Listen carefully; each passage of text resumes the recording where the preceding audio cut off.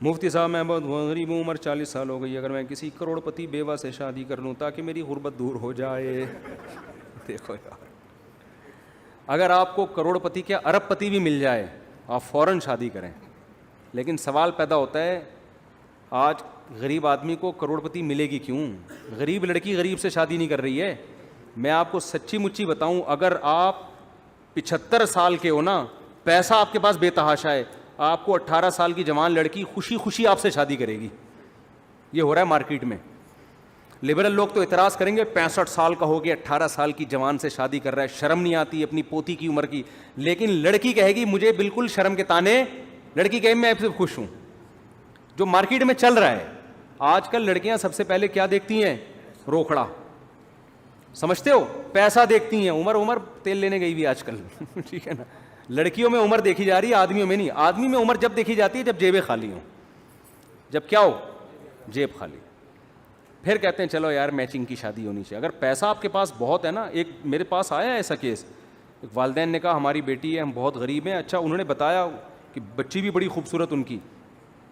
انہوں نے بتایا کہ جی ہماری بچی کی 19 یا 20 سال عمر ہے، تو اور جو ہے ہم چاہتے ہیں کوئی بہت مالدار آدمی سے اس کی آپ شادی کرا دیں، بھلے عمر اس کی 60 سال ہو. تو میں نے ان کو سمجھایا یہ میچنگ کی شادی نہیں ہے. آپ 60 سال کی اپنی بچی کی، کہہ رہے نہیں ہے اس کو جہازوں میں گھومنے کا شوق، دبئی لے جائے، سوئٹزرلینڈ لے جائے اور آئر لینڈ لے جائے. غریب کہاں لے کے جائے؟ انڈا بوڑ لے کے آ جائے گا غریب زیادہ سے زیادہ چائے پلانے کے لیے. تو بعض لوگوں کا ہوتا ہے شوق.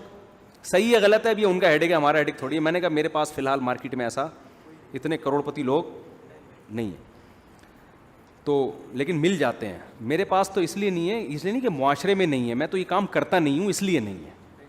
اس لیے یہ نہیں کہ معاشرے میں نہیں ہے، سوسائٹی میں تو ایسے بھرے ہوئے لوگ ہیں. ہو سکتا ہے میرا یہ بیان کے بعد فوراً کالز آنا شروع ہو جائیں، مفتی صاحب ہمیں بتا دو.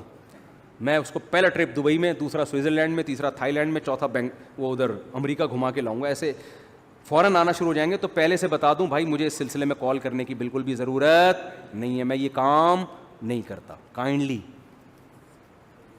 تو یہ ہے مارکیٹ میں یہ چل رہا ہے. اس لیے پیسہ کماؤ، پیسہ سمجھ رہے ہو، حلال طریقے سے، حرام طریقے سے نہیں. اور اگر کمانے کی کوشش کے باوجود بھی نہیں آ رہا، اب آپ بہت حسرت میں جائیں گے. ایک تو ہمارے پاس پیسے نہیں آ رہے تھے مفتی صاحب نے، دوسرا یہ بتا دیا کہ رشتہ بھی نہیں ملے گا، پیسے نہیں ہیں، تو ڈبل ٹینشن ہوگی نا. تو ٹینشن نہ لو یار، مل بھی جائے تو دنیا مسافر خانہ ہے نا. کیا خیال ہے؟ کوئی بات نہیں یار، آخرت میں حوریں دے دے گا اللہ تعالیٰ صبر کے بدلے میں. ٹینشن لینے سے تو رشتہ کبھی بھی نہیں ملتا. اور ٹینشن زدہ چہرے کے ساتھ جب آپ رشتہ لینے جاؤ گے نا تو ویسے ہی انکار کر دیں گے وہ. جاؤ خوشی خوشی استغنا کے ساتھ، دینا ہے رشتہ دو، نہیں تو میرے پاس بہت ہیں. اگر آپ گئے نا کہ ایکسکیوز می، پھر نہیں ملتے. تجربے کی بات بتا رہا ہوں نا، ہمارے سے زیادہ تجربہ کس کا ہوگا؟ ہم تو بڑے بھرم کے ساتھ جاتے ہیں، تبھی تو ہو گئی. ہم نے ہمیشہ ایسی شادی کی ہے بھائی، میرے پاس رشتوں کی کمی نہیں ہے.